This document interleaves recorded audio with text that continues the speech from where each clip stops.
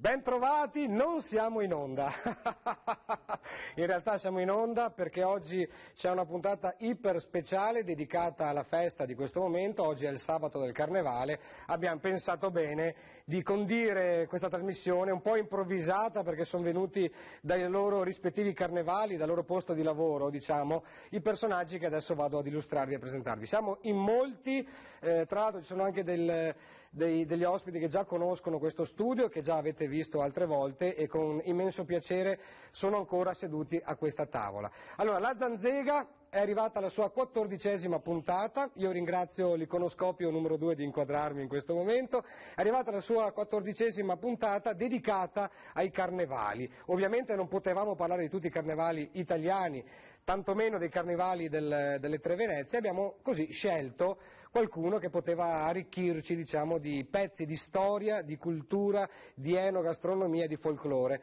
questa serata. Domani è la domenica del Carnevale, il tempo è un po' incerto questa sera, speriamo che domani sia una giornata ottima perché molti degli ospiti che abbiamo in studio con noi saranno impegnati in sfilate, manifestazioni, ovviamente come è tradizione per il Carnevale, fatte all'aperto.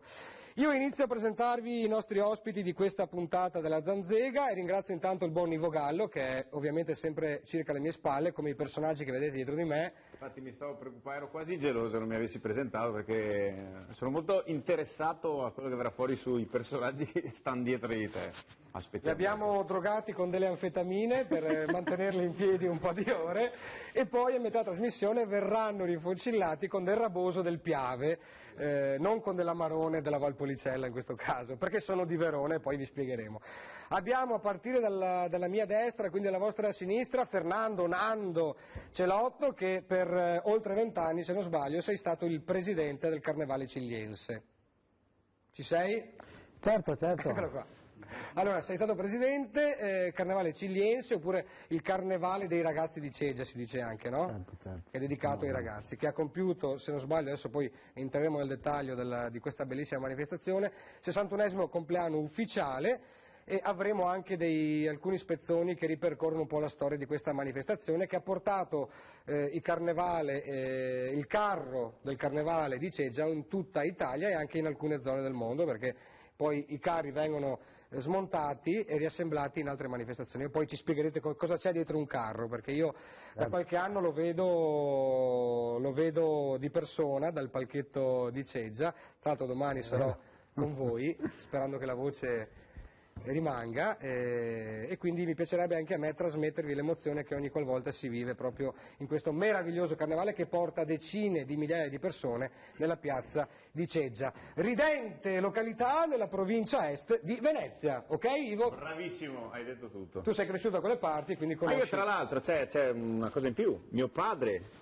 il buon Luigino Gallo, è di Ceggia. Di Ceggia, e quindi io, il Carnevale di Ceggia, io sono molto affezionato al Carnevale di Ceggia perché da bimbo andavo sempre dal mio buon zio Giorgio, che saluto, ciao zio, e a vedere i carri mascherati, grande evento. I galli vengono da Ceggia sostanzialmente, sì, non dalla Transalpina. Dalla parte di Gallo sì, da Ceggia, dalla parte di Galla sono arrivati a Ceggia nel fine 800 da San Nonno di Piave. Lui li conosceva a fine 800. I tuoi cugini stanno lavorando sul Carnevale anche a quest'ora. Ecco. Bellissimo, e vedi che c'è un po' di gallo dappertutto. È un carnevale gallo. Le mie battute spesso sono terrificanti e di questo vi chiedo assolutamente scusa.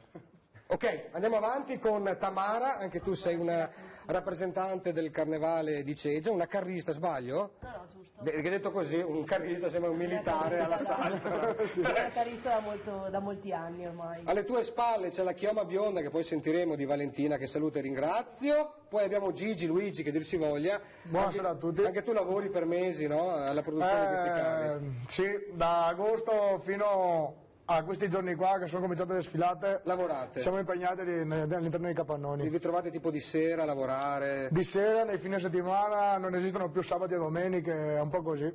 È un lavoro continuo. Però ci credete molto e quindi poi è la nostra vita. Il risultato lo vedremo che fra un po' cosa produce. Assolutamente. Ho il buon Dante alla alla mia destra, che ecco lui, è il responsabile del caldo di questo periodo. Buonasera Possiamo a tutti. dirlo? Allora, il carnevale si sposa con l'idea, è una festa invernale, no? Esatto, infatti si parla di carnevale, si parla di buoni cibi, buona gastronomia e dietro a tutto questo si può convivere bene quando c'è un buon caldo, quindi non a caso anche la stufa simbolicamente rappresenta non solo calore, natura, ma anche tradizione, storia e l'artigianalità, le maestranze che stiamo cercando di recuperare perché fanno parte del patrimonio e delle storie anche del nostro territorio. Infatti noi, come ogni puntata, oltre diciamo ai protagonisti del tema principale della puntata, abbiamo anche degli ospiti che portano in alto l'imprenditoria e la creatività del Veneto, del Friuli e del Trentino Alto Adige. Vogliamo ogni tanto lanciare un messaggio che va un po' al di là e contro quel muro della crisi che sentiamo tutti i giorni, ovunque, quandunque, comunque, sempre. Per cui cerchiamo di lanciare dei messaggi positivi che diano un po' il respiro a tanta gente che nonostante questo periodo contingente difficile si dà molto da fare.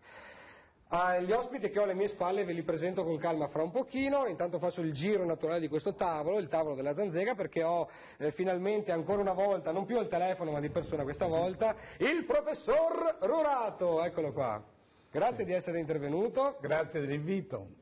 È un personaggio che ne sa a pacchi di qualsiasi cosa parliamo, nella fattispecie oggi, così credo, mi auguro, ci dirà qualcosa legato alla parte gastronomica del Carnevale e un po' in generale alla festa del Carnevale e quindi potremmo dire quasi all'ultima parte dell'inverno. Cosa c'è nelle tavole del Veneto e del Nord Italia e come si festeggia il Carnevale nella tradizione soprattutto veneta. Ho detto tutto? Perfetto. Pulito, preciso. Tiziano, grazie di essere ancora con noi. Non solo Mauro, ma anche tu hai portato un po' di prodotti del periodo, che sono quindi le frittelle, certo. Che credo che anche a Verona si chiamino frittelle, sì. Frittelle e crostoli. E crostoli che si chiamano anche chiacchiere, galani, ogni poi zona la sua. È un po' come c'è qualche correzione da fare perché... E se no Rurato avrà qualcosa, ne parleremo dopo. Sicuramente ci bacchetterà tutti. Verremo puniti da una mistress e frustati, va bene. Detto questo, è un grandissimo piacere, una grande opportunità avere il grande ufficiale, si dice in questo caso, del Bacchanal di Verona, quindi è una sorta di regnante, possiamo dire così, il signor Commendator Cavaliere D'Agostino, grazie di esserci. Io ringrazio voi altri per averci fatto questo invito che così ci facciamo conoscere anche in questa zona, certo. Anche se il nostro carnevale è molto conosciuto sia in Italia che all'estero, ma così fermarci nei paesi di tradizione dove ci sono delle persone che lavorano e ci sentiamo uguali, insomma, come idee, come tutto. Il carnevale, se è amato il carnevale è una cosa che è desiderata dai bambini, dai bambini ai vecchi. Io dal 59 sono presidente del Carnevale Veronese. Proprio dal boom economico praticamente. Sono 55 anni, perciò non mi sento ancora vecchio, perché il Carnevale è una medicina che mantiene, perciò io l'ho capito, io che l'ho provato, che l'ho conosciuto così, potete immaginare quanta felicità che mi dia sempre anche questi incontri amichevoli alla buona, e perciò desideriamo cioè avere anche qualche rappresentanza vostra a Verona nelle nostre manifestazioni. Ieri siamo ancora stanchi della manifestazione di ieri perché la nostra è una il venerdì è il famoso carnevale, è il famoso venerdì ocolare. Pensate, sì. In una giornata feriale lavorativa noi paralizziamo la città.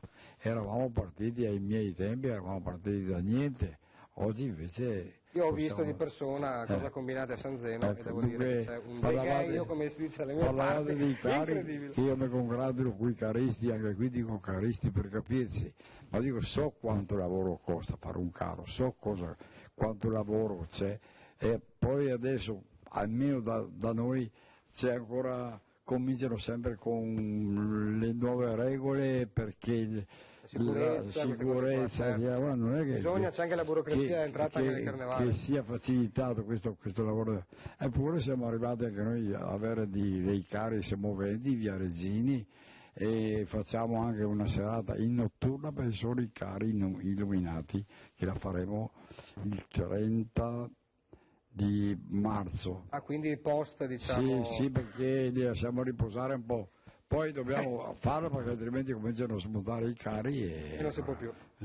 Però vogliamo che abbiano soddisfazione, perlomeno quelli che hanno costruito questi carri, che abbiano la loro soddisfazione. Che la loro fatica sia poi ovviamente vista e goduta in qualche più maniera. applaudita anche per quella serata. La ringrazio, carissimo grande ufficiale, io la chiamo così, poi ci spiegherà perché ha una medaglia al collo e cosa significa. Passiamo la parola invece a un altro rappresentante di un altro carnevale storico, che è quello di Sedi, quindi siamo nel Bellunese. Buonasera. Buonasera. Stefano, allora, cosa combinate anche voi a Sedico? Ma noi tentiamo di mantenere in vita questa tradizione nonostante tutte le difficoltà, come diceva anche prima il Cavalier D'Agostino, perché è una tradizione che da noi parte ancora agli anni 30 e che ha vissuto alterne fortune, diciamo così, un po' legate alla storia della Pro Loco e alla sua gestione.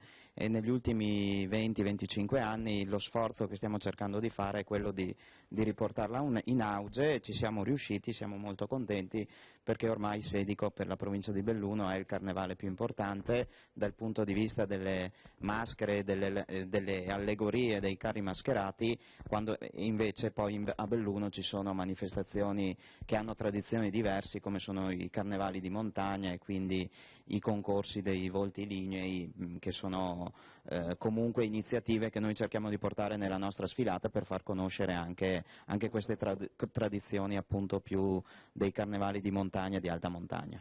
Grazie Stefano, l'avete forse già visto con un cappello, credo da Corsaro, mi pare. Questo è il cappello tipico veneziano. Ah, il cappello, scusi, ho sbagliato completamente. I corsari avevano un altro tipo di cappello. Un tricorno veneziano.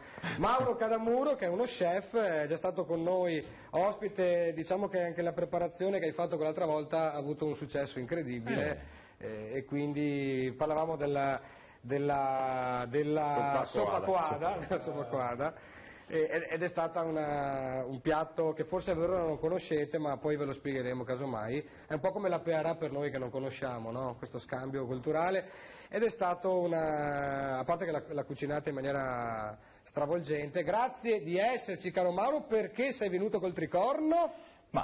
Intanto buonasera a tutti e buonasera anche agli ospiti. Sono venuto col tricorno perché, visto che siamo in tema di carnevale, chiaramente i dolci tipici di carnevale, come è già stato detto, magari sono frittelle, galani, crostoli, raffioi, garfioi, a seconda di dove si va nelle zone ci sono diversi tipici dolci. Io questa sera vi presento la frittella veneziana e il galano. Che poi ci sarà una storia che ci racconterà Giampiero Rorato. Esatto, che poi magari concretamente ce la farai vedere come vi farò vedere un attimino come viene fatta, insomma, come viene principalmente cotta. Poi il papà del gnocco lo sentiamo fra un po', perché è già il momento di fare una brevissima pausa. Questa è la Zanzega, parliamo di carnevale. Ben ritrovati alla Zanzega in questa 14ª puntata. Ti senti stanco, Ivo? No, guarda, per niente, anche perché poi gli ascolti stanno aumentando in maniera esponenziale. Scusa se rido, ma mi fa ridere. Vabbè, carnevale bisogna ridere. Esatto, carnevale ogni esponente vale. Ogni esportazione, esponenzializzazione vale. Bene, saluto l'editore, grazie che ci guarda questa sera, che bello. Allora, invece parliamo un attimo di cosa si combina a Ceggia ogni anno in questo periodo. Si organizza il carnevale. Grazie intanto per darci questa opportunità di parlare del nostro carnevale di Ceggia, il carnevale dei ragazzi. Noi abbiamo un carnevale che quest'anno compie 61 anni di edizione. Noi abbiamo 200 ragazzi, volevo così e non è esodato questo spiegare un po' cosa ci sta dietro al carnevale, all'organizzazione. Noi abbiamo 200 ragazzi che sin dal mese di agosto lavorano presso i capannoni del carnevale, capannoni costruiti grazie al comune appositamente per la costruzione di carri, grazie al comune, provincia di Venezia, regione Veneto e tanti amici del nostro paese. Questi ragazzi lavorano 6-7 mesi per costruire i carri che sono mastodontici basta capire un po' anche le dimensioni, sono alti sui 15 metri, lunghi una decina di metri e larghi 7-8 metri. Consumiamo e consumano i ragazzi 100 quintali di ferro ogni anno, quintali e quintali di colore e quintali di colla. Lavorano questi mesi nel divertimento, e questo tutto grazie al volontariato. È una storia che coinvolge un po' tutta la comunità del nostro paese. Noi abbiamo 1 migliaio di persone che lavorano durante le sfilate, facciamo 15 giorni di festa, 15 giorni di iniziative culturali, enogastronomiche, di divertimento. Il clou sono le 3 sfilate dei nostri cari, di cui una in notturna che l'abbiamo già fatta domenica, domani faremo la seconda sfilata e martedì chiuderemo con la premiazione del concorso mascherato. Perfetto, poi ci racconterete nel dettaglio cosa combinate, come si fa un carro, eccetera. Intanto volevo sentire dalla voce di Giampiero Onorato un po', insomma, il Carnevale ha una storia molto lunga, no? Sì, il Carnevale nasce nei tempi antichi come momento di pausa, di riposo, di divertimento, di inversione, dicevo, dei ruoli sociali. A Venezia, per esempio, a un certo momento la nobildonna si vestiva da serva, la serva si vestiva da nobildonna e la padrona andava in osteria, si avvinazzava, eccetera. Questo era il Carnevale, è proprio questo, la perdita del ruolo, l'acquisto di un ruolo diverso. E il momento clou, ecco, iniziale, documentato storicamente, è in Egitto, con le processioni del carro nave in onore di Iside. Ecco, forse il primo carro allegorico della storia lo abbiamo in Egitto, però il momento più importante è a Roma, con i Saturnali, la grande festa che si celebrava dal 17 al 24 dicembre, prima della solennità del Sol Invictus. Cioè il sole prima, le giornate diminuivano, sembrava che il sole scomparisse, poi a un certo momento ritornava e allora a quel punto terminavano le grandi feste, anche lì inversione dei ruoli.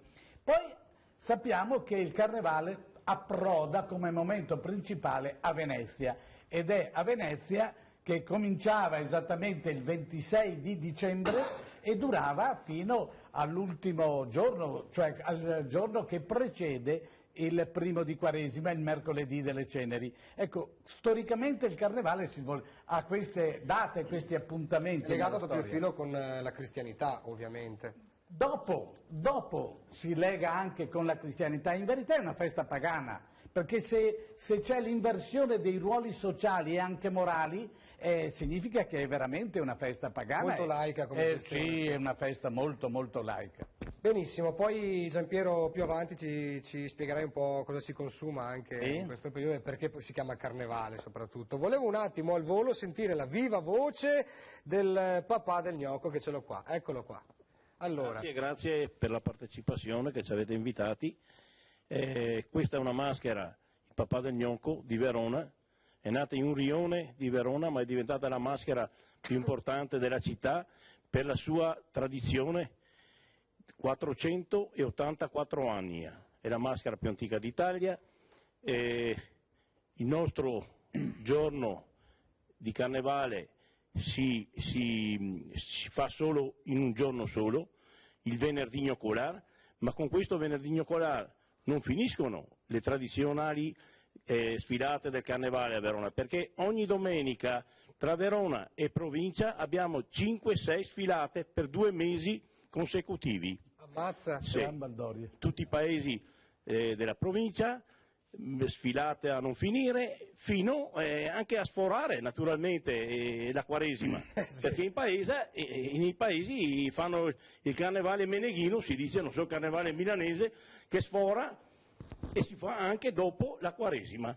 E questo qua, che è lo scettro che lei ha, il simbolo, vero? Sì, questo è lo scettro del papà del gnocco, ce l'ha anche lei, sì. Messo qua, faccio parte della confraternita. Come sire, come re, avevo bisogno di uno scettro come tutti i re.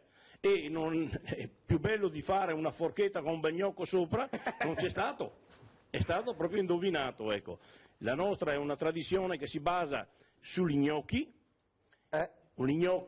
abbiamo anche un sugo particolare a Verona, abbiamo la pastissada de cavallo e si fa per me i gnocchi migliori sono conditi con questa cosa. Dopo a tanti non piace, il cavallo non lo mangiano, e allora si ripiega col pomodoro.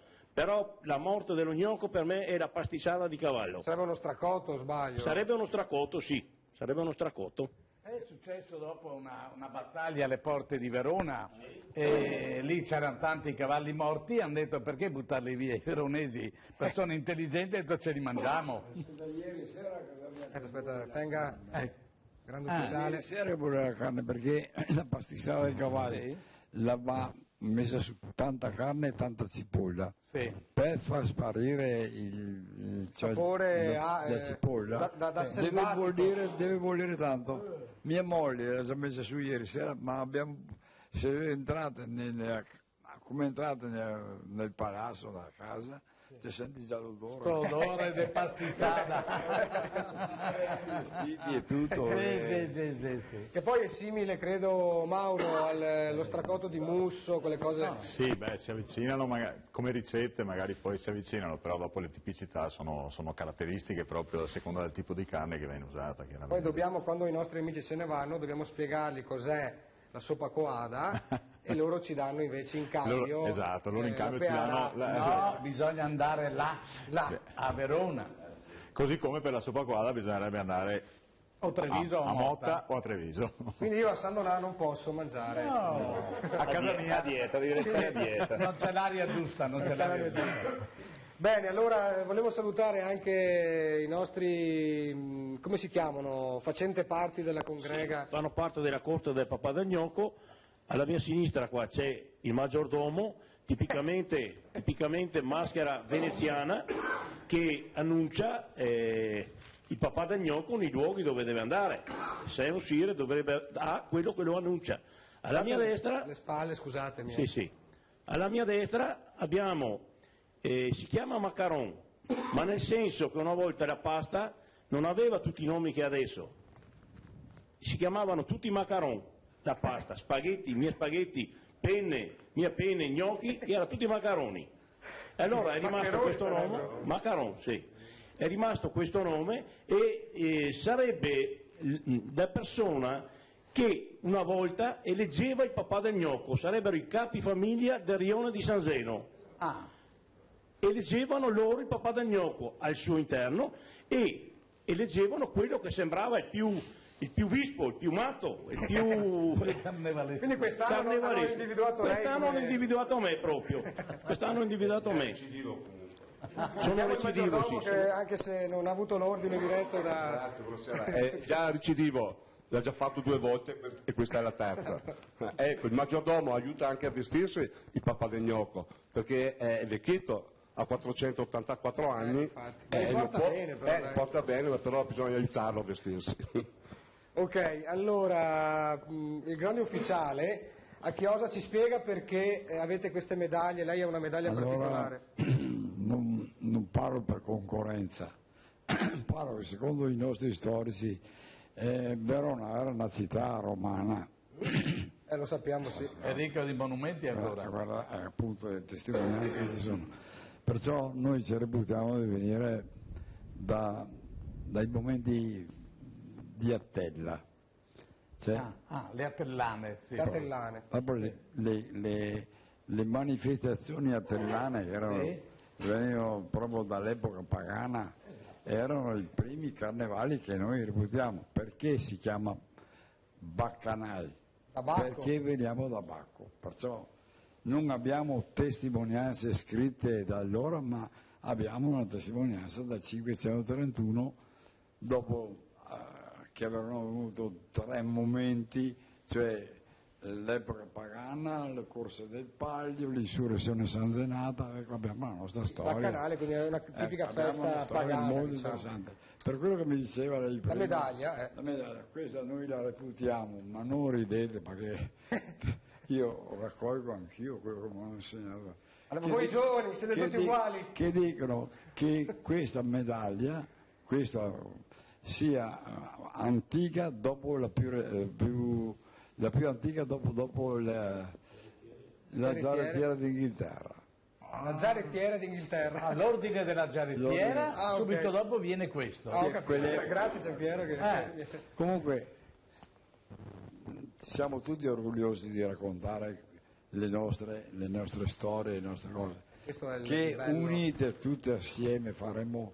Io ho sempre in mente di fare una Festa grande. No, ma un'unione veneta, perché altrimenti qui se andiamo avanti è perché non vanno d'accordo, ma se noi domani abbiamo una direzione della regione e dipendiamo Facciamo questo anche messaggio. dalla regione, possiamo assicurarci quei contributi dei carri, Per continuare queste belle manifestazioni. Perciò che uniscono il popolo. su queste cose che possiamo trovarci nei momenti non di carnevale, ma trovarci In un altro momento a consono. tavola, sì, con quei maggiori carnevali del E fare Veneto un'unione. possiamo fare qualche farlo. cosa. Facciamo di questo buono. messaggio alla regione che ci guarda. E un baccanale in onore di Bacco col buon vino. E con tutti gli ospiti dei vari carnevali. Facciamo un piccolo break perché il tempo vola e cose da dire ne abbiamo a manetta fra poco. Penso che un giorno così non ritorni mai più. Mi dipingevo le mani e la faccia di blu. Poi d'improvviso venivo dal cielo rapito e cominciavo a volare nel cielo infinito. Volare,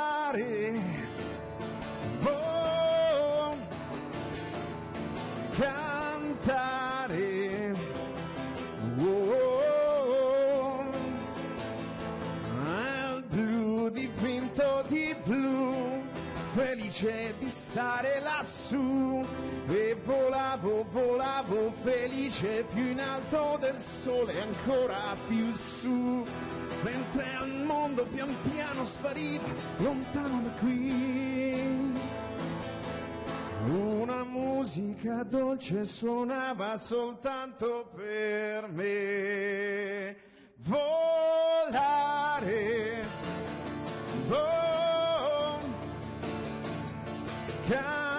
cantare, nel blu dipinto di blu, felice di stare qua giù, nel blu degli occhi tuoi blu, felice di stare laggiù con te.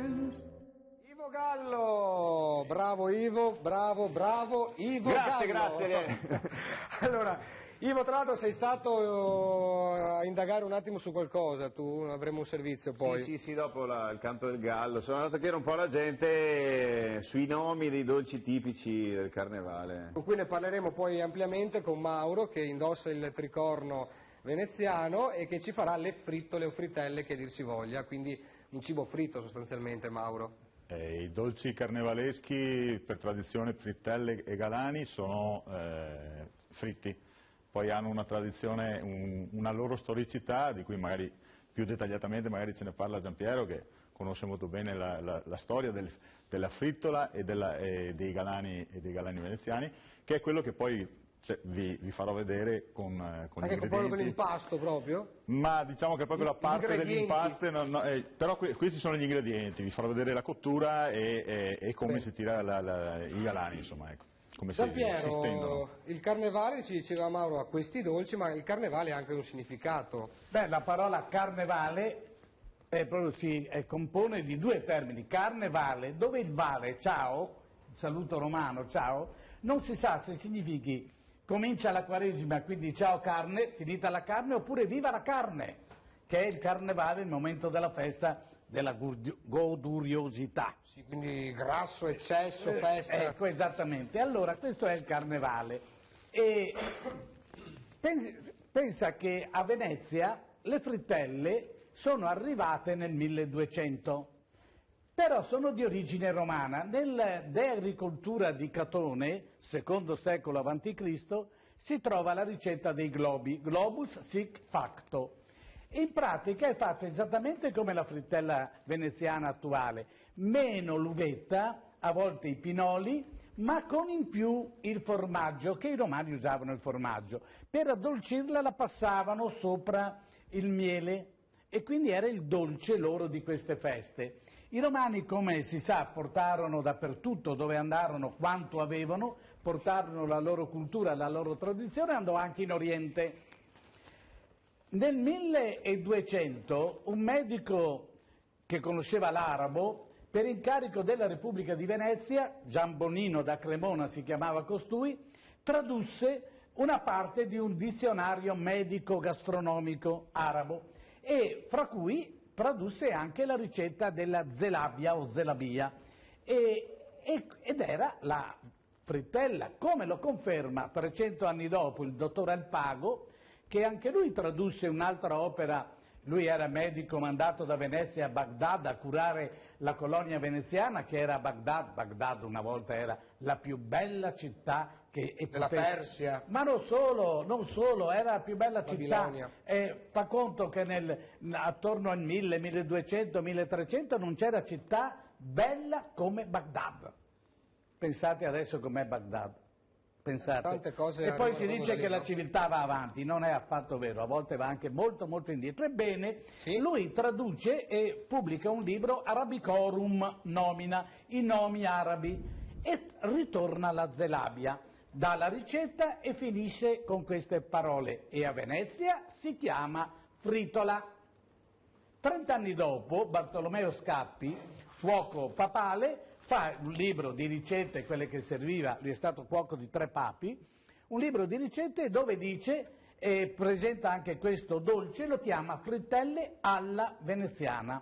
Quindi noi abbiamo la certezza storica documentata che la frittella nasce in un certo modo a Roma, dolce, quindi col miele, va in Oriente dove incontra lo zucchero, perché lo zucchero era in Oriente, e ritorna a Venezia e da Venezia si espande per tutta l'Italia e l'Europa. È il classico tipico dolce veneziano. I crostoli sono i crustula dei romani, erano delle paste... Li vediamo anche sopra la tavola. Esattamente, erano delle paste che potevano essere salate e allora si chiamavano laganon o lasanon, erano usate anche in Grecia, ed erano salate e servite con i ceci, quindi perché le friggevano, la pasta all'epoca di Roma era fritta, non era come adesso bollita, oppure passate col miele e diventavano i dolci, i crustula che i romani portarono in giro e che noi ancora abbiamo. Venezia, città nobilissima e desiderosa di presentare al meglio i suoi prodotti, trasformò questi crostoli, queste croste, in fiocchi, in nastri, come i fiocchi che si portavano una volta, per cui li chiamano galani, legale veneziano, e sono questi fiocchi, ecco. Per cui ecco il nome, ci dice che la forma è diversa, anche se la pasta poi è la stessa, è uguale, ogni parte d'Italia ha i suoi nomi. Noi abbiamo poi inoltre ancora le castagnole con la pasta che serviva, ecco quelle che stai mangiando, ecco. Quest'altro è il dolce. I dolci di Carnevale sono questi. A Carnevale comunque si mangia di grasso, perché poi si mangia di magro. Per mangiare di grasso che cos'è? Il residuo del maiale, delle carni di maiale che erano state preparate con lo strutto, con tutte le altre carni, quindi cibo di grasso, no di magro. Cibo di grasso è il Carnevale, poi si comincia con la renga e comincia la penitenza. E quindi si mangia di magro, poi il periodo successivo che è la Quaresima. Grande, un applauso lo facciamo a Gianpiero Rorato. Io proporrei il professor Rorato ogni puntata qui con noi come esperto di ogni cosa, perché sa quando tutto. lui inizia poi è incredibile. Insomma, io spero una cosa sola, che questi dolci, come le altre tradizioni gastronomiche della nostra terra, non spariscano, perché quello è il pericolo, che vengano conservate come la soppa coada, come il bollito con la pearà, sono dei piatti meravigliosi che sono emblema di una nostra cultura. Se generazione dopo l'altra hanno conservato questi piatti, perché noi dobbiamo buttarli via per cedere a ciò che arriva dall'estero, dall'esterno? No. Noi ci siamo un po' anche per questo, il nostro tentativo è Questo quello... è un tentativo che serve a seminare la cultura del territorio. Come dicevo sempre, come molte volte ripeto, la Zanzega, che è questa festa di collaborazione a fine di un cantiere, in questo caso un cantiere immaginifico in cui cerchiamo di mettere le nostre energie per costruire qualcosa non magari di grande ma di importante in qualche maniera, come diceva Italo Calvino, bisogna diventare senza mai smettere di essere. Quindi, dobbiamo diventare migliori, ma ogni tanto alla domenica mangiare ancora il bollito con la preara. Rinnovarci senza tradire le radici. Allora Mauro, tu hai detto che praticamente quello che hai appena elencato sostanzialmente con tutta la storia che c'è nel background di questi prodotti, tu produci proprio la frittella veneziana in quel caso. Qui vi ho messo un po' i prodotti che vengono utilizzati, il materiale che viene utilizzato per fare la frittella e per fare i crostoli. Da questa parte vediamo appunto il lievito, nella frittella veneziana si usa il lievito di birra con la farina e poi i cedrini, i pinoli e l'uvetta e l'anice che viene messo per ammorbidire l'uvetta prima di essere inserito. La presenza dell'uvetta e dei pinoli è ancora una testimonianza che il dolce viene dall'Oriente. Che viene dall'Oriente, chiaramente. Esatto. Come tanti altri prodotti che noi abbiamo, pensiamo allo strudel, uvetta e pinoli e cannella, viene dall'Oriente. Anche le sarde in sor. Le sarde in sor, come le sarde a beccafico in Sicilia, uvetta e pinoli, viene dall'Oriente. Noi siamo debitori all'Oriente di molte cose, il riso eccetera, non dobbiamo dimenticarci, non dobbiamo mettere confine alla nostra possibilità di avere rapporti umani che sono sempre arricchenti, anche a tavola. Anche lei è un po' pinolo, no? Secondo voi? Quindi sei un po' orientale anche tu. È un po' orientale, è un po' orientale. Esatto, Poi da questa che c'era un dolce, scusa, c'era un dolce, devo dirlo, c'era un dolce trevigiano di Leone Agnoletti, che i vecchi trevigiani ricordano bene, nel Montello, a Giavra del Montello, che aveva fatto un dolce con gli stessi ingredienti del cosiddetto tiramisù che noi abbiamo, e però ci aveva messo tutta una serie di pinoli sopra e lo chiamava il porcospino. Non ha avuto fortuna, proprio per il nome è brutto, no? E aveva sti pinoli qua, no, non ha avuto fortuna. Straordinario Giampiero Lorato, grazie. È un pozzo di conoscenza. Mauro, poi entriamo nel dettaglio. Poi magari entriamo nel dettaglio, da quest'altra parte stavo dicendo appunto ci sono gli ingredienti i nostri messaggi di comunicazione per i galani e per i crostoli che prevedono Mauro anche l'inserimento del burro. Bene, allora una piccola pausa e poi le cose a dire ce ne sono davvero tantissime, abbiamo ancora tempo, non so se ti congedi adesso Giampiero. Devo purtroppo salutarti, con molto dispiacere salutare questa splendida compagnia, ma purtroppo no. Grazie Giampiero Lorato, ti ritroveremo più avanti perché sarai ancora nostro ospite. Grazie della tua Grazie della vostra fiducia. specialità. Benissimo, a fra poco con la Zanzega, Carnevale. Eccoci ancora in diretta con la Zanzega in questo sabato carnevalesco, si dice così Ivo, carnevalesco? O anche carnascialesco. Carnascialesco. Sta prendendo il posto del professor Lorato. Sei un po' più giovane. È un onore ma soprattutto un onere. No, tra l'altro ci ha lasciato, abbiamo fatto anche qualche istituzione, abbiamo questo splendore biondo alla mia destra, e invece Dante è andato alla mia sinistra in questo caso. Quindi Beatrice e Dante, anche se non si chiama Beatrice. Valentina in realtà. Valentina. Allora Dante, volevo ripartire proprio da te, perché adesso sai che si usa tanto il termine self-made man, no? Quando i veneti soprattutto, ma tutta la gente che si industria da sola e riesce ad emergere nei singoli mercati di riferimento. Nel qual caso tu hai iniziato, perché hai iniziato? Ho iniziato per caso, perché mi è stato proposto, facevo già un'altra attività come dipendente,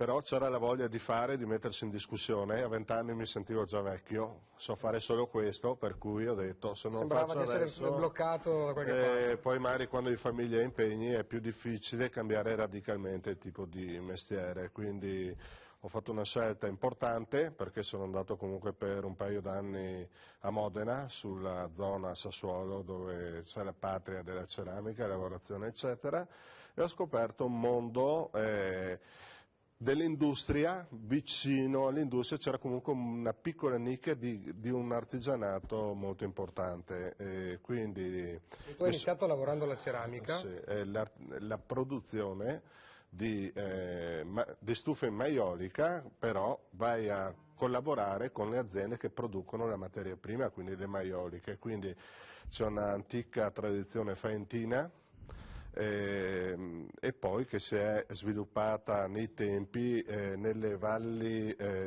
trentine, dove c'erano gli antichi maestri di Sfruzza che hanno creato quelle antiche stufe maioliche decorate che troviamo ancora nei vari castelli italiani, bavaresi, altoatesini, eccetera.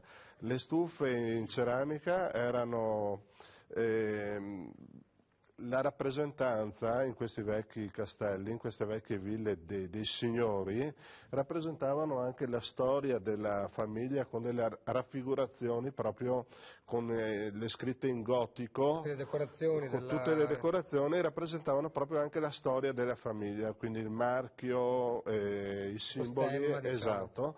E adesso stiamo riproponendo in chiave moderna queste antiche tradizioni, in chiave moderna perché la stufa in maiolica oggi innanzitutto non è più visto solo come un bene di lusso, come il prodotto molto particolare, molto ricco, ma diventa un bene di necessità, quindi è un prodotto durevole, viene costruito in casa del cliente, pesano moltissimo, quindi non sono trasportabili e la mia professione, io sono un fumista, tanti si dicono... Non è uno che fuma sigarette, ma... No, non è uno che fuma sigarette, ma progetta un impianto termico che a tutti gli effetti viene rilassato con tanto di libretto di impianto, quindi potenza, kilowatt, controllo sulle emissioni dell'atmosfera, quindi un prodotto tecnologico e quindi diventi progettista, non solo manovale della tua azienda, ma devi progettare quel prodotto che dopo deve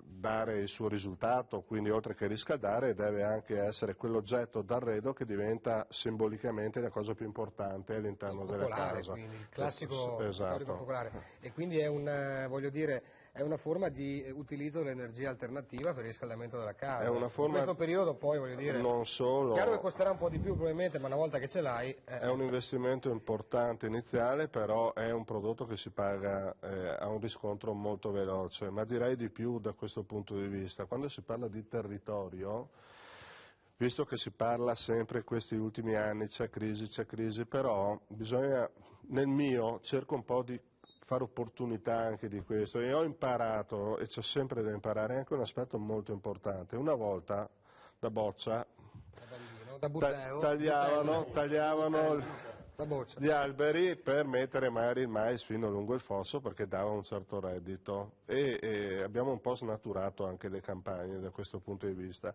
Adesso io ho tante persone che hanno ereditato il pezzetto di terreno eccetera e dicono farlo lavorare mi costa di più di quello che guadagno, mi metto delle piante e mi tengo la stufa e quindi ho l'autonomia energetica. È un grande coscienza, anche perché utilizzare la legna in modo corretto non significa tagliare i boschi, come spesso si può confondere, più stufe, più andiamo a tagliare i boschi, ma bisogna riportare anche una coscienza di poter recuperare il sottobosco, quello che hanno fatto per tradizione i nostri padri, i nostri nonni, che ci hanno permesso di andare a scuola, di andare a crescere anche culturalmente, però hanno avuto una saggezza sulla gestione del territorio, della legna, perché la natura ogni giorno ci dà tutto. Quando si parla di energia rinnovabile, al di là del sole, o quando si parla del petrolio che arriva da, anziché il gas che arriva da, noi abbiamo un gran patrimonio che è la legna che ci nasce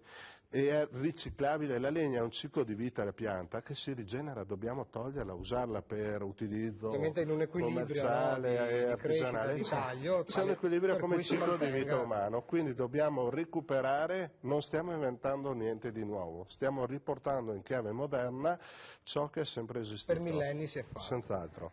Dante, grazie mille. Io volevo, prima di parlare ancora di dolci, che sono un po' i protagonisti di questa nostra puntata della Zanzega, ritornare a Ceggia in qualche maniera, chiedendo alla regia se si prepara. Intanto saluto Valentina, che adesso hai voce.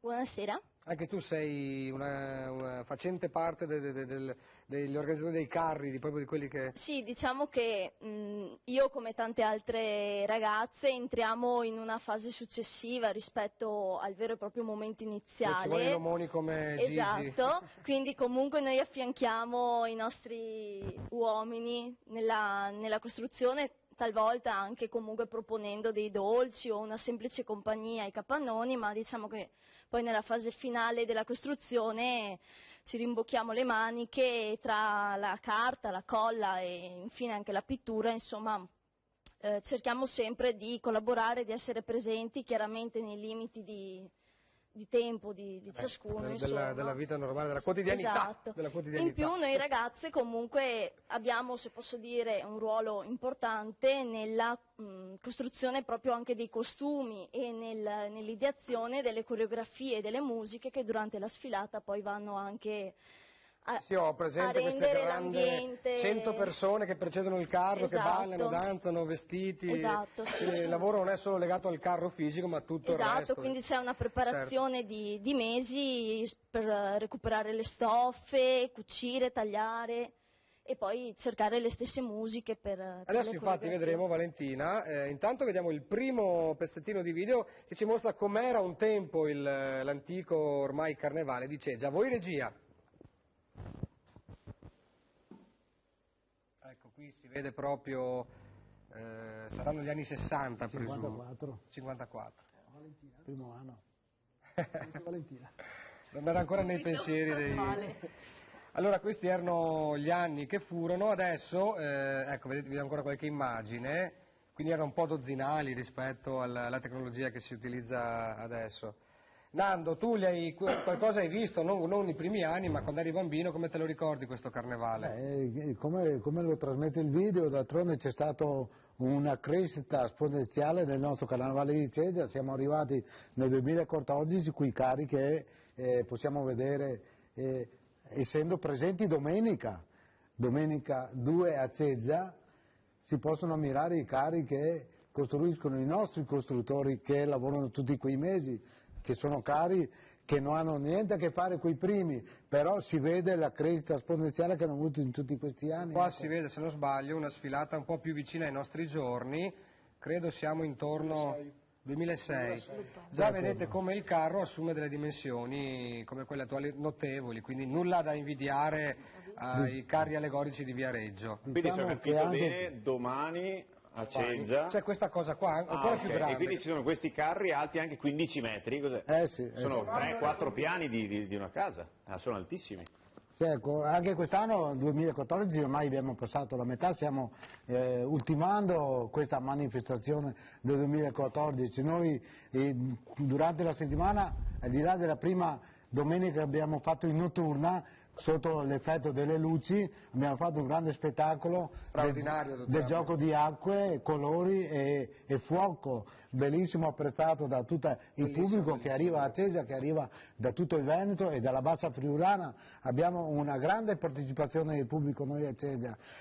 Oggi abbiamo fatto l'iniziativa con le scuole, dove chiudiamo un progetto che poi la Tamara spiegherà cosa sta un progetto che ha durato un paio di mesi con le scuole del territorio, in particolare con quelle di Ceggia, dove si insegna a costruire e a elaborare la cartapesta. La cartapesta, ecco.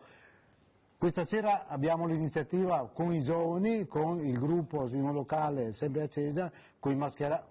Los Massadores, tu sei qui con noi, te lo perdi. È un'iniziativa e poi domani avremo il clou della grande manifestazione dove abbiamo veramente una grande partecipazione. Ceggia verrà letteralmente invasa dai Veneti e dalla Bassa Friulana. Se non sbaglio, conosco anche il presentatore di domani lì in piazza. Sì, dovrebbe essere Daniele Marcassa. Grazie, tanto ti chiami Lele, quindi. Esatto.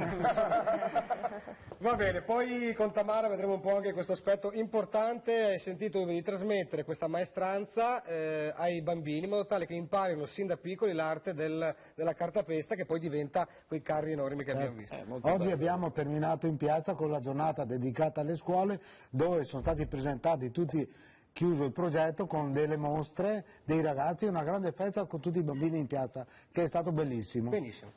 Piccolo break, ci mangiamo una frittola e poi torniamo con la Zanzega.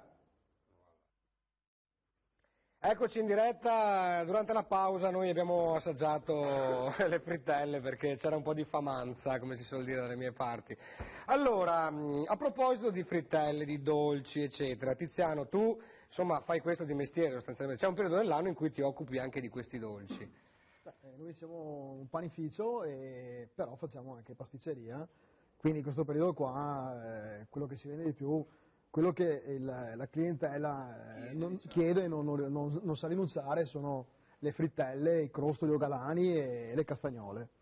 Anche perché la nostra fortuna è che il fritto va mangiato fresco, appena fatto, e quindi la grande distribuzione che ci ha portato via gran parte del lavoro con i panettoni, le focacce, le colombe, come dolce di tradizione, sulla frittura, sulle frittelle, i crostoli. Non riesce ancora a entrarci, siamo ancora legati a... Avete ancora il monopolio, diciamo? Abbiamo ancora un po' di monopolio, sì, ci salviamo di queste cose. Il bello che diceva Rorato, la storia delle frittelle dei crostoli, io avevo letto anche che la frittella per i poveri era semplicemente del pane raffermo imbevuto nel latte e poi passato nella farina e nell'uovo e poi fritto, e quello era la frittella per i poveri, quelli che non avevano nient'altro, non avevano l'uvetta e i pinoli da aggiungere. Quindi il pane si può lavorare in tante altre maniere e usare anche per le feste. Quindi sempre queste, diciamo, pietanze, ricette, che siano esse salate, che siano esse dolci, derivano sempre da questo recupero, no? Sì, di cosa che si ha in casa e che per non, diciamo, sprecarla viene riutilizzata. Ma anche l'impasto è un impasto che deriva in ogni caso, è un impasto lievitato che deriva, che come base ha sempre l'impasto del pane e della focaccia lievitata, quindi sì.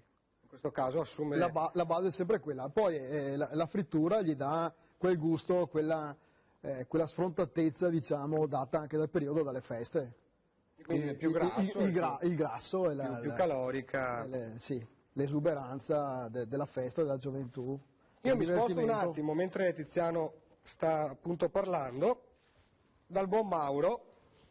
Come vedete, in realtà non è Mauro che è alto, sono io che sono bassissimo, perché Mauro è 1,63 m, quindi fate un po' le proporzioni, io sono 1,12 m. Detto questo, quando sei venuto qui con tuo figlio Andrea, che è nel backstage, che è assolutamente identico a te. È qualcosa di sconvolgente. Dicono di sì. Quasi appena lo facciamo inquadrare per vedere chi nota le differenze. È la verità, facciamo chi nota le differenze, facciamo vedere le crocette. Allora, non so se l'abbiamo già fatto, ma non mi pare. Vuoi che elenchiamo dettagliatamente gli ingredienti, che poi sono quelli che adesso ci ha spolverato Tiziano, che fa in panificio, ma anche voi cuochi, sì, quando fate la parte legata al dessert, diciamo, sì, certo, capita di produrre... Veramente. Allora, come diceva bene, la base, si parte da una base di un impasto da pane. In effetti, per quanto riguarda la frittella, c'è la farina e il lievito di birra, con cui poi si va a ammorbidire il lievito di birra con un po' di acqua calda, si comincia ad aggiungere la farina fino ad avere in una prima fase, almeno nella preparazione che ho realizzato io, in una prima fase con lo zucchero per dare modo al lievito di dare la lievitazione, iniziare la lievitazione. Ti ho notato con la coda dell'occhio. Però sei bravo e sei andato avanti. Mi hai un po' distratto. Mentre da una parte andiamo a mettere l'uvetta con ammollo nell'anice. L'anice, eccolo qua, l'anice. Mettiamo da parte. Quando passate le 3 o 4 ore, 3 orette di lievitazione dell'impasto base, andiamo ad aggiungere il sale e gli altri ingredienti, perciò pinoli, l'uvetta a questo punto scolata dall'anice e i cedrini. E questo è l'impasto che poi in definitiva si presenta in questo modo qua. Si presenta un impasto abbastanza morbido, un po' elastico che poi con il cucchiaio si va a friggere nell'olio, a fare le classiche palline e a friggere nell'olio. Poi dentro ci si mette un po' di tutto, cioè che c'è chi mette magari una spruzzata di marmellata piuttosto che un po' di crema, infatti ne ho fate un paio, le ho fate anche con la crema, e dopo la frittella si presta a mille. C'è una cosa importante da dire, noi oggi usiamo l'olio per friggere. Ai tempi dei Romani, ai tempi probabilmente anche, anzi sicuramente dei pre-romani, degli arabi dove sono state, di cui parlava prima Giampiero, il grasso usato per fare le fritture era strutto, perciò grasso di maiale, o quando andava bene, poi un po' più avanti si cominciava anche con il burro, però insomma questo già più avanti, però di base si andava sul grasso di strutto, grasso di maiale, insomma, ecco. Oggi si usa degli oli un po' che abbiano una certa resistenza al fumo in modo da poter fare delle cotture un po'... Distruggeremo lo studio fra un po'. No, non credo. Diciamo che a ore 13 di domani sapranno da frittelle, vabbè. Lo studio dove si fanno anche Atlantide ore 13 è lo stesso. Dimmi. Poi ci sono i crostoli. O i crostoli o i galani, che anche questo è un impasto con una base farina, burro, si parte praticamente a sciogliere il burro, si sbatte con le uova, con lo zucchero, aggiungendo la grappa, in questo caso, e quindi la farina fino a realizzare un impasto, una pasta che ha una consistenza già più corposa, che poi le brave massaie di una volta, brave, usavano il mattarello, non ti picchio con questo. Usavano il mattarello. Io, volgare cuoco, in questa occasione userò la macchinetta per tirare la pasta, che insomma è un po' più veloce, un po' più pratica per realizzare quello che vogliamo fare. Mauro, fra un po' ci mostrerai proprio come si fa il crostolo e la frittella. Certo. Fra un po' entreremo di nuovo a Sedico, entreremo con tutte le nostre armate a Sedico e a Verona, una delle città più belle del mondo. Nel frattempo io lascio microfoni, fascino, creatività, cosa posso dire? Sto dicendo un sacco di scemate, però. Sì, infatti, ma sono abituato perché sei fondamentalmente un pinolo, come si diceva prima, e vedo meriterebbe forse. Esatto, una mattarellata. Il colpo di... Oggi prima di andare in onda volevi darmi una bella mattarellata, di la verità, No, in realtà no, più stanotte, dai. È che esploso il computer. A casa poi non sanno il perché. Ma spiegheremo. Vogliamo tranquillizzare anche la tua dolce metà che insomma si stava impegnando per noi, il buon Ivo Gallo, e di questo io, Ivo, ti ringrazio. Grazie a te, Lele, io comincio. Vai. It's 1:48 for the show. I think I'm ready to go, can't go, but don't you have all my blues with you. I don't want to think about all my blues with you. You knock me down, stamp my face, then my name all over the place. Do the thing I do. I need on my shoes, but don't you step on my blues with shoes.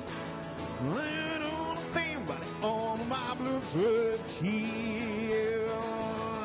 I look down on the sweet shoes. I look blue on the sweat shoes. Oh, blue, blue, the sweat shoes.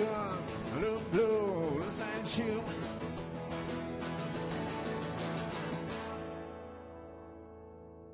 Piccolo break, la zanzega, fra poco!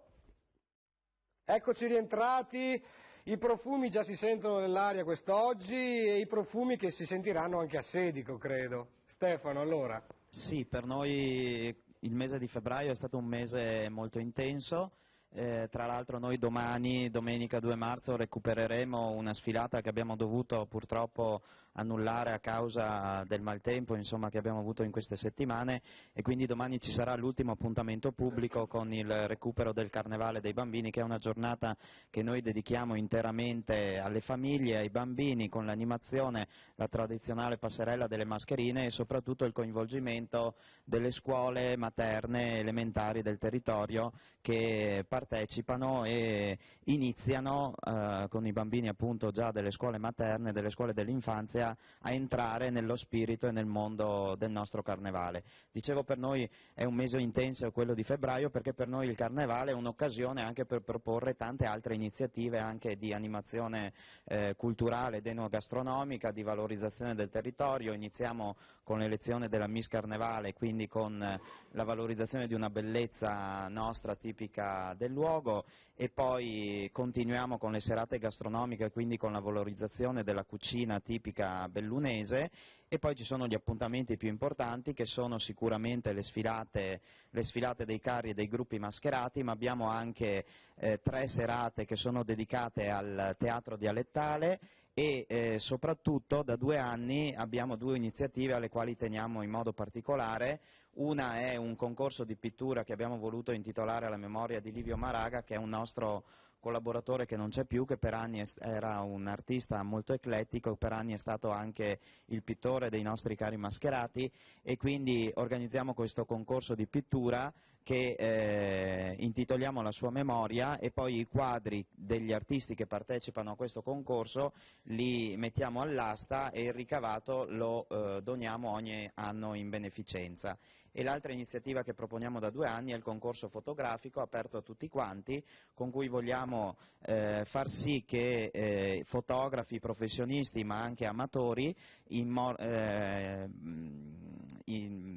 qualche modo fissano un'immagine tipica delle nostre sfilate, del nostro carnevale, e ogni anno poi proponiamo una mostra fotografica che viene organizzata, viene organizzata in occasione di altre manifestazioni. Queste foto invece sono foto che rappresentano anni, siamo partiti dagli anni 30, qui siamo intorno agli anni 70-80, a testimoniare proprio il fatto che il nostro carnevale ha una lunga tradizione. Come dicevo all'inizio, ha vissuto delle fasi alterne, però il nostro lavoro, il nostro impegno è quello di portare avanti questa tradizione ancora per molti anni, perché è un momento di festa, è un momento di aggregazione dove tutti quanti ci sentiamo più famiglia, stiamo più insieme, la piazza si anima, una piazza che solitamente è vuota perché il nostro è un paese dedito più alla produzione, alla manifattura. Ecco, nelle domeniche di carnevale è un paese che si colora, è una piazza che si anima, una piazza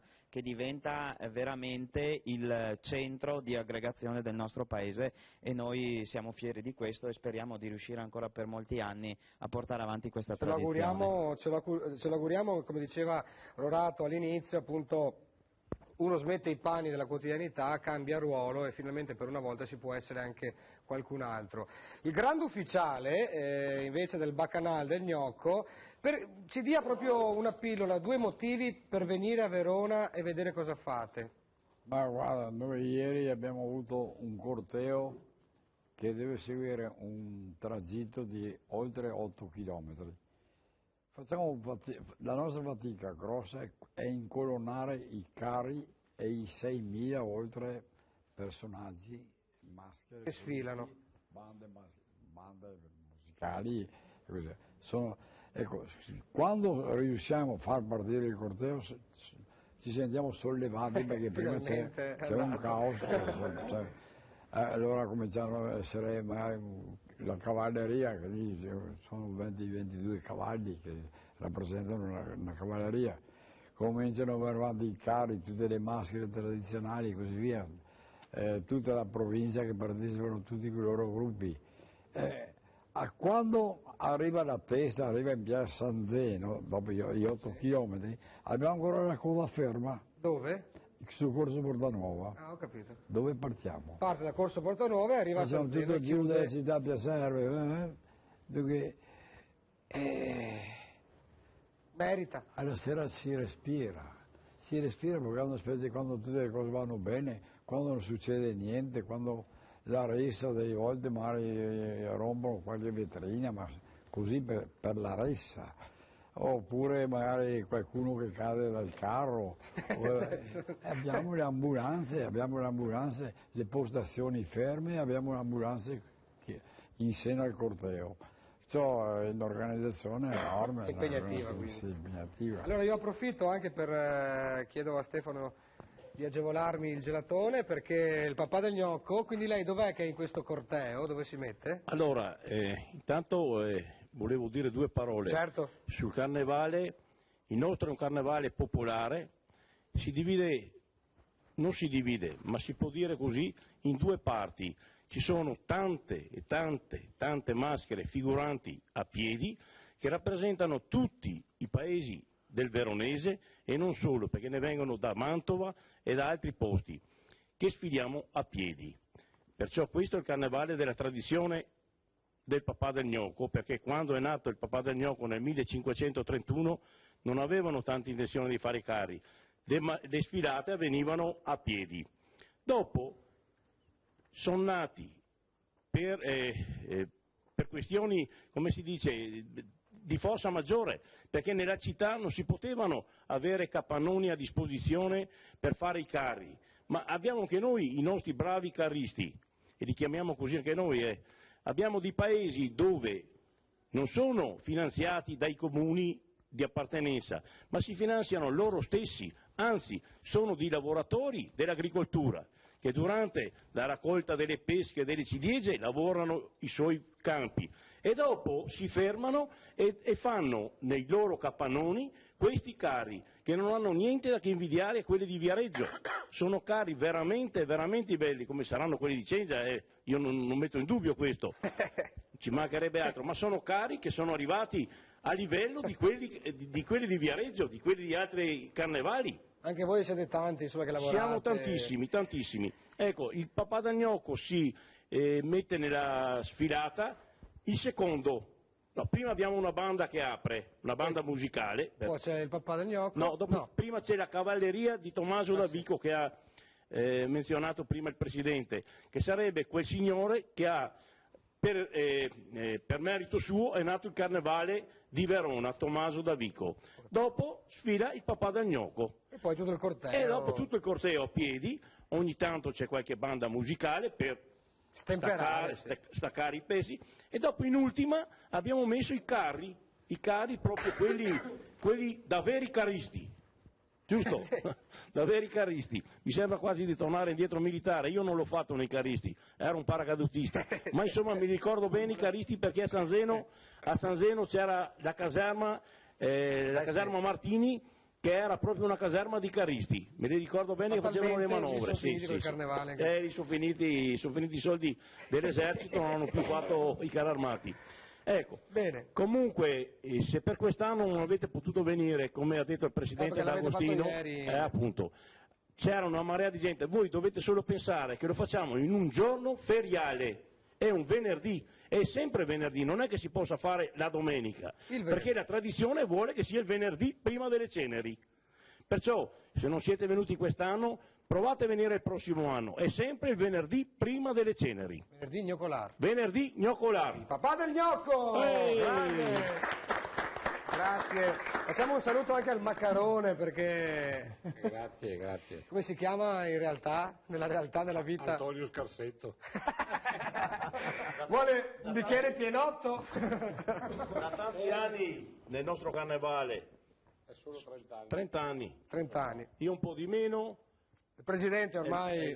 Presidente, 55 anni che è Presidente del Bacchanal d'Agnoco. Dai film di Alberto Sordi figuriamoci, ha battuto tutti i record di Presidenza. Ed è sempre informissima, grande. Bene ragazzi, allora adesso accenniamo un attimo, entriamo a Ceggia nuovamente perché Tamara ci vuoi dire al volo come funziona questo lavoro che fate per tramandare questa esperienza ai bambini? Sì, è da un po' di anni che abbiamo iniziato a fare questo giro con le scuole. Iniziamo dalla scuola d'infanzia e arriviamo fino alle scuole medie, dove i ragazzi e i bambini con uno stampo in gesso si divertono a mettergli degli strati di cartapesta e incollarli ovviamente. Dopodiché gli mettono uno strato di colla ovviamente e di cementite per indurire la maschera. Dopo aspettano che si asciugano e le colorano. Tutto questo in 2 o 3 giorni viene fatta una mascherina. Dopo questo pomeriggio c'è stata la festa in piazza a Ceggia, dove hanno esibito queste maschere e i loro lavori, sia i bambini delle elementari che quelli delle medie che quelli dell'asilo. Quindi insomma diciamo che li fate entrare sul pezzo da piccolini, esatto, poi diventano come Gigi. No! Infatti Gigi, non tutti sanno che Gigi traina i carri. Infatti sono nel libro dei Guinness. Spiegaci un po' cosa fa anche il carrista, cosa combina, perché il bambino deve imparare questa... Diciamo che questo progetto delle scuole è un progetto che abbiamo portato a termine in tre ragazze, io, la Sabrina e l'Angela Zorzetto. E niente, cosa fa? Cosa fanno i carristi? Cosa fanno? Cosa fa il carrista? A settembre, ottobre, novembre. Allora, a settembre, ottobre ci si ritrova per fare un po' di progetto e mangiare una pasta asciutta, bere una birra in compagnia, trovarsi per... Magari lo capite da me, perciò può essere che sia così. E una volta fatto il bozzetto, creato il progetto, si comincia con la realizzazione. Allora ci sono i maestri costruttori che un tempo magari potevano dire di avere 50 anni, adesso parliamo di persone dai 20 ai 35, ai 40 anni, non di più. Cominciano con le sagome in ferro, una volta finite le sagome intervengono altre squadre di ragazzi, comunque ribadisco sempre dai 20 ai 35 anni, se non anche meno, perché ci sono ragazzi anche di 16 anni che vengono all'interno dei capannoni, che cominciano a fare le strutture portanti, quello che è definito il ferro grosso, noi lo definiamo così. Dopodiché subentrano le allegre donzelle che devo dire che danno una mano, sono fondamentali per quel che riguarda la realizzazione del carnevale, del carro mascherato. Se non ci fossero loro la carta probabilmente neanche non andrebbe su, perché gli uomini non è che abbiano proprio tutta sta passione a incartare, a mettersi là, un po' di pazienza, no? Sì, è un po' lavoro impegnativo di pazienza. E poi vi sfidate tra carri. Sì, questa è anche c'è un lavoro, c'è una sfida che lunga tutto l'anno, no? È una competizione dove negli anni precedenti si aveva una vera e propria competizione, cioè non si riusciva neanche a vedere quel che era l'altro carro del gruppo mascherato. Invece da 7-8 anni ormai abbiamo i nuovi laboratori, i nuovi capannoni, come ha parlato prima Fernando, e abbiamo una collaborazione univoca tra 5 gruppi mascherati, che appunto collaboriamo assieme. Ci serve una salatrice, ci serve un paranco a catena, ci serve una qualsiasi cosa, collaboriamo assieme gli uni con gli altri per realizzare quelli che sono i nostri 5 carri allegorici. Gigi, lui è un rappresentante del tu di che gruppo sei? Amici del Carnevale. No, faccio nomi, Amici del Carnevale, sottolineo ancora. Poi c'è Valentina, siamo dei 20 anni Revolution. Poi c'è Fantasilandia, Riva Zancana e Simpatiche Canaglie. Abbiamo detti tutti. Bene, facciamo una piccola pausa, fra poco con la Zanzega di Carnevale. Eccoci rientrati, ormai siamo verso la coda di questa nostra trasmissione della Zanzega dedicata interamente al Carnevale. Potremmo proprio lanciare invece il tuo canto, cosa dici? Sì, il canto del gallo. Questa volta appunto, periodo di Carnevale, ho chiesto, ne abbiamo già parlato oggi, ho chiesto i dolci, anche i dolci preferiti della gente per strada. Sono andato a Treviso e quindi potremmo partire col canto del gallo.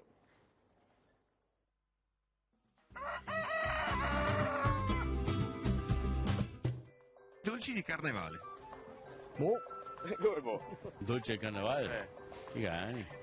Crostui, chiacchiere, cosa diciamo? Non so. Ah, ok. No, altri trevisani che sono crostui. Ah, crostui. Altri trevisani, sì. Okay. Buono. E i suoi preferiti? I crostui. Cigani per me è super anche fritto. Fatti in casa però. Fatti in casa. Farina, zucchero, uova, un po' di burro, un po' di sale e qualsiasi aroma che preferisce mettere dentro. Anche aromi? Sì, aromi, grappa, un bicchiere di vino bianco secco. Perfetto. Sì, sì. Mi sai fare? Sono brava. No. Mi sai mangiare? Non si vede. No, dai. Frittelle. Frittelle. E ci sono tanti tipi? Con la crema, senza crema, con l'uvetta, senza uvetta, veneziane. Ah, veneziane? Cioè? Con la crema? Ah, ok. In tutte le versioni, con le mele, con le uvette classiche. Ah, con le mele? Sì, anche con le mele. No, me le mangiate? No, io no. Con la cioccolata, con lo zabaione, con la ricotta? Sia con il semolino, sia con la ricotta. Ah, col semolino, mai sentite? Tipo polentina. La cicerchiata sono come le palline fatte con la pasta di castagnole, ok. poi passata nel miele in modo che diventi un dolce tutto compatto. Lei di dov'è? Marchigiana. Io delle parti mie le chiamavamo le cresciole. I dolci, a me mi piace i bugie. Le bugie. E anche le castagnole sono buone. Sì, però le castagnole è meno reclamate. Ah, ok. Le castagnole non so come si chiamano in italiano. Castagnoli. Lei non mangia nessun dolce? No. Neanche la fritola? No. Zero.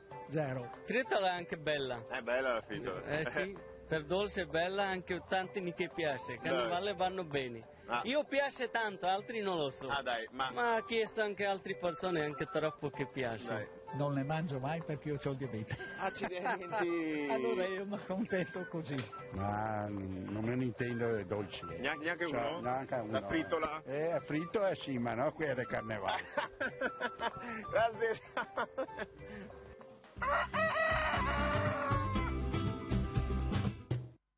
Io ero riuscito a non dirlo fino adesso, ho pensato ogni volta, mi ho detto no, non lo devi fare, non essere così scontato. Per fortuna ci ha pensato Mister X a farlo. Esatto. Ok, allora Dante, che te ne sembra di questa festa che si chiama Zanzega? Ma ti dirò che è una festa che ho ripescato nelle mie abitudini con i clienti, perché il rapporto non deve essere finalizzato solo al business, quindi finito il lavoro mi devi pagare, ma deve diventare un evento, quindi il momento di trovarsi a tavola per discutere anche quelle conflittualità iniziali, tira, fame ben, eccetera. Ma di cosa stiamo parlando? Cioè viviamo una vita e facciamo tante di quelle ore al giorno, sabato e domenica comprese, quindi dobbiamo nel nostro piccolo ricercarsi quello spazio per socializzare, perché alla fin fine il mio più grande investimento è il mio cliente, quindi cosa lascio come messaggio a casa del cliente? Cosa di meglio al momento del collaudo, cliente soddisfatto, un bicchiere di prosecchino, una fetta di salame per antipasto, dopo spesso si continua perché i clienti sono molto contenti. E quindi certe cose bisogna ripescarcele e comunque trasmetterle. Logico, non è da tutti, non è per tutti, però ci vuole quella sensibilità di riproporsi con delicatezza, con discrezione, ok? E questo ha riportato a vivere comunque l'importanza di un mestiere, ognuno nei propri ruoli, ma anche quel momento che il grazie e la pacca sulla spalla spesso si può vivere anche a tavola con grande piacere, e è la più bella esperienza che posso portare e trasmettere anche ai colleghi. Grande Dante per queste belle parole, nel frattempo il grande ufficiale sta tracannandosi il 14° crostolo, ha tanta fame.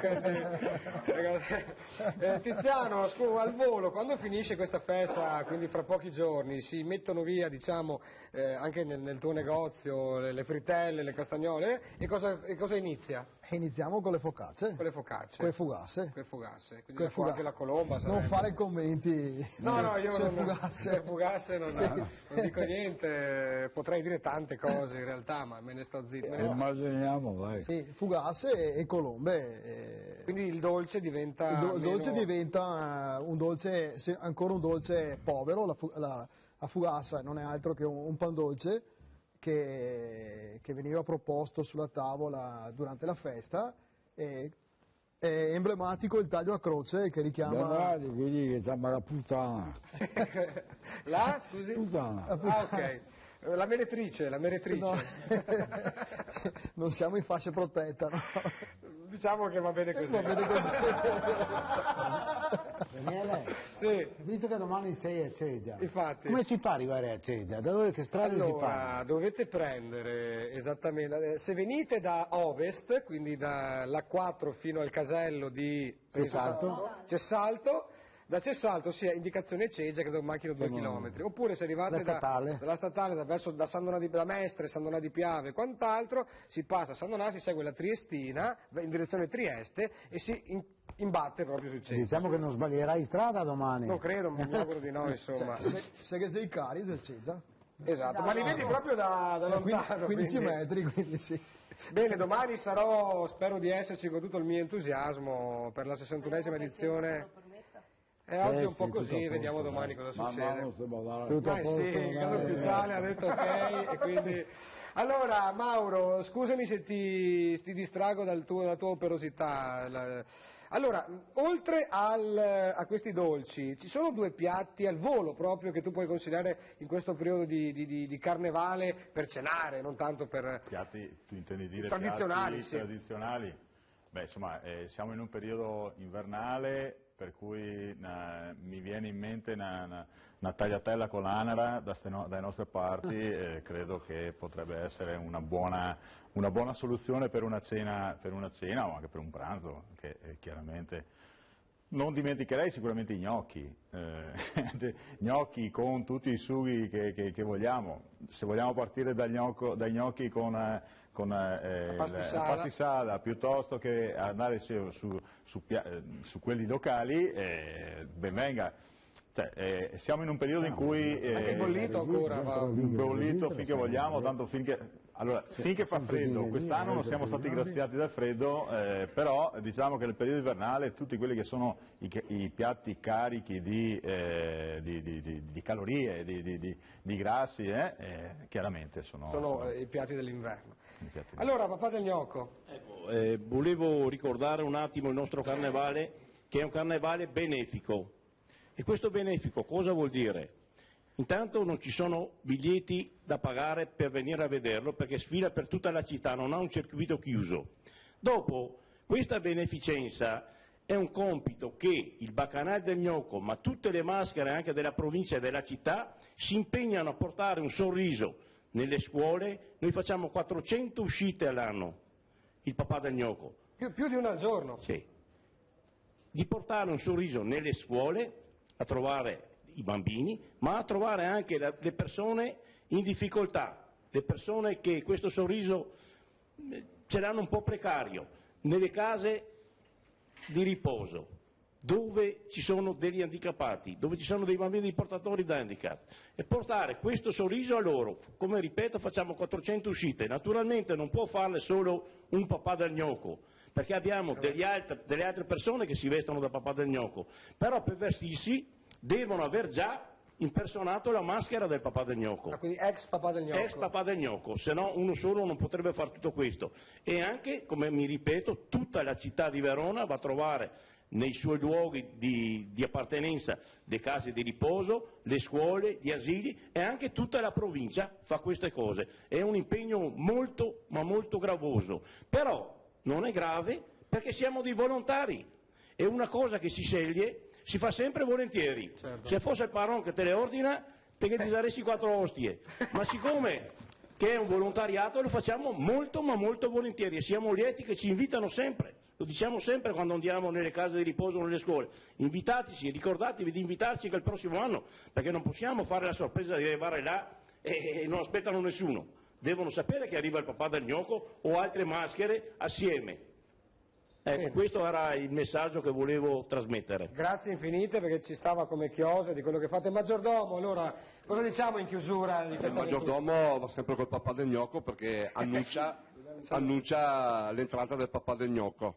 Prima lo precede. Allora lo precede e annuncia il 484esimo Sera del Carnevale, il papà del gnocco. Allora facciamo una bella cosa adesso, lei annunci il papà del gnocco, fermo là però, noi ci alziamo col maccarone e il papà del gnocco e il maggiordomo che deve andare davanti a tutti, usciamo di scena perché i nostri amici tornano a Verona perché hanno tante cose da fare e noi vi ringraziamo di essere stati con noi. Allora, io mi metto qua, lei annunci pure il... Allora... Siamo giusti con le camere, l'iconoscopio 1 è su di noi, l'iconoscopio 2 è pronto, andiamo pure. Sono lieto di presentare il 484esimo Sera del Carnevale veronese, il papà del gnocco.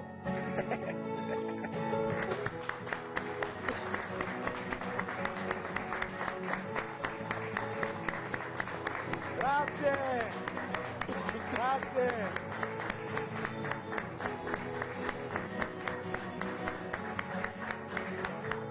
Grazie papà del gnocco, grazie quindi a questi nostri ospiti veronesi che hanno portato questa allegria tipica della città di Verona di San Zeno. Ancora un po' di musica, un grande applauso al grande ufficiale, grazie.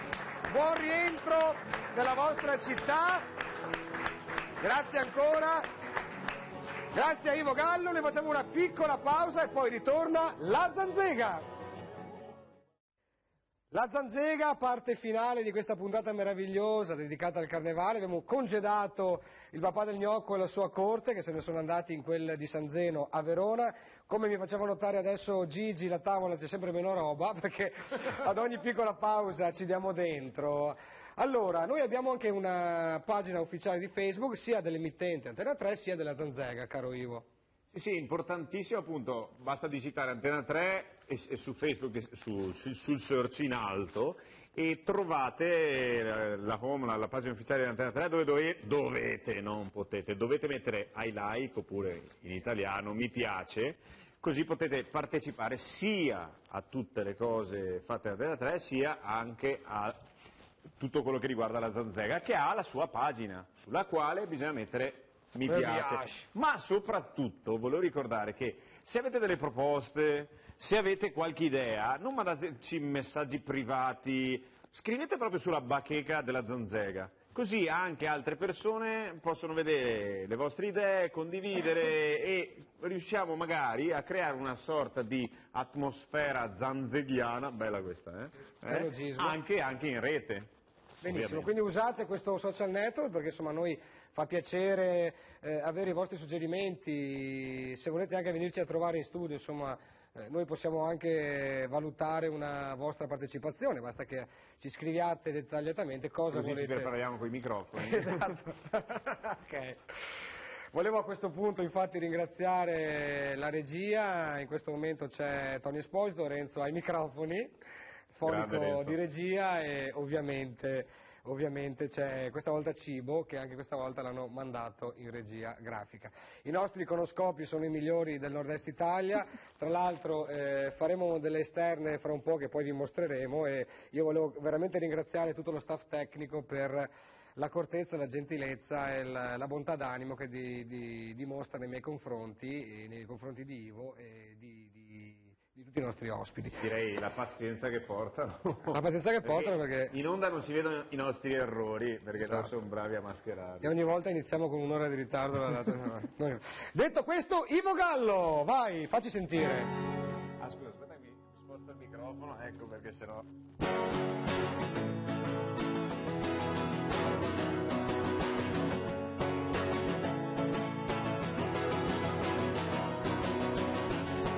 Today's gonna be the day that's gonna feel back to you.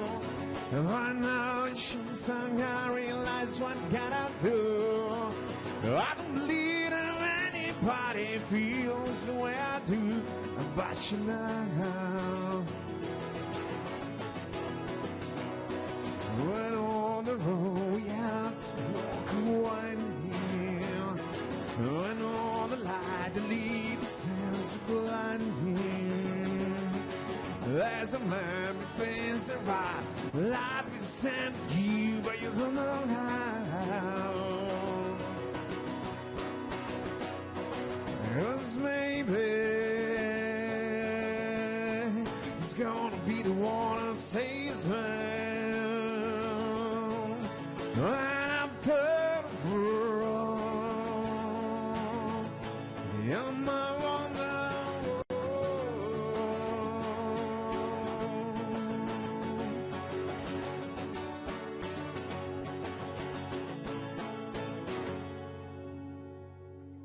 grazie. Siamo arrivati praticamente agli sgoccioli. Mauro, come sei messo? Pronto per far vedere. Allora mostriamo proprio la preparazione della frittella, vero? Partiamo con la frittella. Sta friggendo, noi sentiamo l'odore. Voi non potete sentirlo, vi assicuro. Lo sappiamo. Noi lo sappiamo. Lo sappiamo da fritto. Lo sappiamo da fritto. Che è già... Sì, si crea con il cucchiaio appunto una pallina che poi si mette direttamente nell'olio caldo. Adesso mentre lo fai, questa è la scemata che volevo fare. Frittella. Io mi avvicino a Mauro, com'è che si chiama il cappello? Non mi ricordo più, il tricorno. Che però ha un nome... Fai il giro dietro Ha un nome veneziano che non ricordo, però purtroppo me l'hanno Mentre detto. tu stai facendo questa cosa meravigliosa, volevo fare il giochino di cercare la differenza. Trova la mettiti differenza. Qua, fate delle X con la penna rossa. Con gli occhiali così ancora. Sono assolutamente identici e sono padre e figlio. Esatto, sì, Andrea, aspetta che non ho il Oggi mi ha microfono, che facciamo accompagnato salutare e anche che mi ha Andrea, fatto visto che c'è. mi ha fatto un po' da facchino Chiedo per preparare un po' le cose. Che mi muovo liberamente dallo studio, ubriacando la nostra regia. Andrea, cosa fai qua? Il portaborse praticamente. Quindi quando ho finito devi caricare la roba in macchina Sì, e via. caricare, scaricare a casa dopo. Oggi mi ho fatto anche pulire le pentole, perciò è stato molto gentile da quel punto di vista. Ve lo dicono mai che vi assomigliate? No. Ah, no, no. Solo oggi circa 10 persone differenti. Gli ospiti dello studio praticamente. Grazie Andrea della simpatia, scusami se ti ho messo in gioco in questa minchiata colossale, ma altrimenti che festa sarebbe, che Zanzega sarebbe. Stefano tenendo lo scettro del potere vocale. Allora, detto questo, siamo arrivati sostanzialmente alla fine, facciamo un giro di saluti. Se la fa e se la ride.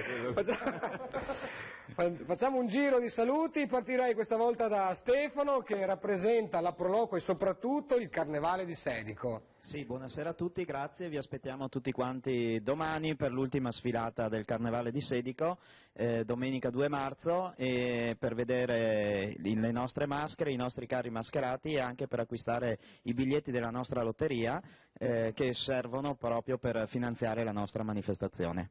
Grazie di essere stato ospite alla Zanzega. Grazie. Ringrazio Tiziano, maestro panificatore della marca, un grande esperto di pane, di farine e di dolci, e ti ringrazio per essere stato con noi anche in questa puntata. Anch'io invito le persone a venirci a trovare nei negozi, di assaggiare i nostri prodotti fatti quotidianamente con i metodi tradizionali, ma a Carnevale, ma anche dopo Carnevale, perché appunto dicevamo la vita continua, se la vita continua si possono trovare, oltre a del buon pane fatto quotidianamente, fresco, anche dei buoni dolci, i soliti dolci tradizionali come la focaccia e la colomba. Ringrazio il buon Dante perché quello che fa ce l'ho alle mie spalle da 14 puntate, questa è la famosa stufa maiolica, che poi io alzo insieme a Tony Esposito, il regista, e la portiamo fuori dallo studio. E vorrei ringraziare anch'io soprattutto la fiducia dei miei clienti che mi hanno sempre dato, sono i miei migliori rappresentanti, e un saluto doveroso e un ringraziamento anche ai collaboratori, nello specifico lo staff della squadra di Asolo, di Casella d'Asolo che mi fa le maioliche, anche perché altrimenti quando vado a caricare, quindi no, a parte scherzi, un bel lavoro di squadra porta al successo anche del risultato finito. Quindi... Sono contento che la gente che da sola ce l'ha fatta e fa delle cose straordinarie, e tu rappresenti anche questa categoria di tante persone che lavorando molto ottengono grandi risultati. Sicuramente, spirito di squadra. Dante è il nostro partner, è stato con noi ospite in questa puntata un po' particolare legata al Carnevale, spero ti sia anche piaciuta tra l'altro, io mi sono divertito abbastanza, molto direi. Ringrazio Roberto Minelli, il direttore tecnico delle emittenti che fanno capo al gruppo T-Vision, nella fattispecie rappresentata in questo momento dalla Zanzega di Antenna 3, una volta Nord-Est, ora Triveneto, anzi ora solo Antenna 3. Detto questo, perché siccome devo fare delle riprese esterne nei prossimi giorni devo tenermelo buono, se si incavola quello non faccio un tubo. Bene, detto questo, Valentina, allora, dia ai tuoi coetanei che vengono a Cese perché? Certo, allora vi aspettiamo numerosi, domani alle ore 15 a Ceggia, abbiamo spiegato anche, abbiamo dato le indicazioni per la strada, quindi non avremo problemi a trovarci. Più o meno. E è un carnevale di ragazzi appunto, un carnevale giovane e un carnevale in cui ci piace metterci in gioco e vorremmo anche riuscire appunto a entusiasmare, a coinvolgere anche gli stessi partecipanti poi delle sfilate, visto che dopo comunque tanti mesi di lavoro e di tanto volontariato insomma, perché lo facciamo senza nulla ricevere in cambio, e ci farebbe piacere insomma che anche voi possiate partecipare alla nostra festa e forza ventenni. Ok, adesso Gigi, allora grazie di essere venuto con i tuoi amici, i tuoi compagni di avventura alla Zanzega. Un saluto al volo che vuoi fare? Un saluto al volo, saluto in primis gli amici del Carnevale, ribadisco sempre il mio gruppo.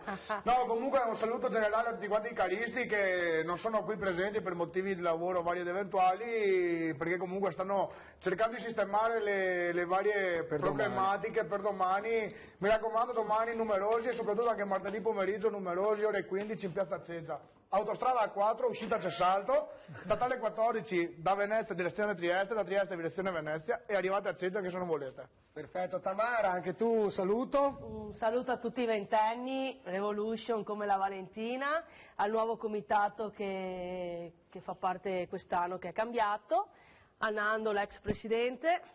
Cosa dice lei, Nando? Nando, salutiamo anche il nuovo comitato, nella fattispecie il vice sindaco che non è potuto venire, che è Giuliano, che salutiamo, il presidente nuovo eletto, poi l'amministrazione ovviamente, la Proloco di Ceggia. È un motivo per venire domani a Ceggia e martedì? Più che un motivo, intanto ringrazio Antena 3 e Daniele che ci ha dato questa opportunità di parlare del Carnevale di Ceggia.